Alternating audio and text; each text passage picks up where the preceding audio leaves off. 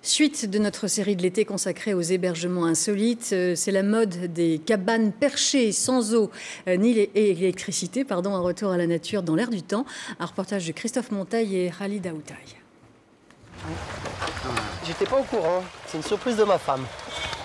Et alors ça donne quoi cette surprise? Eh ben, ça fait plaisir, ça fait vraiment plaisir. C'est un concept sympa. Ce concept, une cabane dans les arbres, une chambre d'hôte en fait, avec une arrivée acrobatique pour un lieu bucolique et romantique.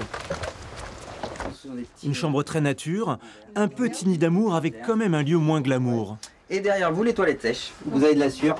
Vous mettez un peu de sueur avant après. Le lendemain, c'est ça que vous mettez dans les containers qui sont... c'est écologique, c'est... Ça reste typique. On l'a jamais fait. Une première dans un lit douillet au milieu des branches. C'est vraiment super sympa. vertigineux. 5 cabanes sont ainsi disséminées dans un parc de 10 hectares. Un environnement végétal et animal peuplé d'alpagas, de mouflons et d'un élevage de 40 ânes miniatures.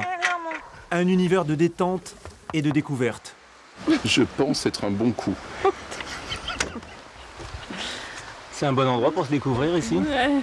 Il faut croire, oui. C'est bien parti. Ça dépayse, on est à 1 heure de la maison, on est loin de tout, il n'y a pas d'eau, pas d'électricité, enfin le rêve quoi. On reprend tout à zéro.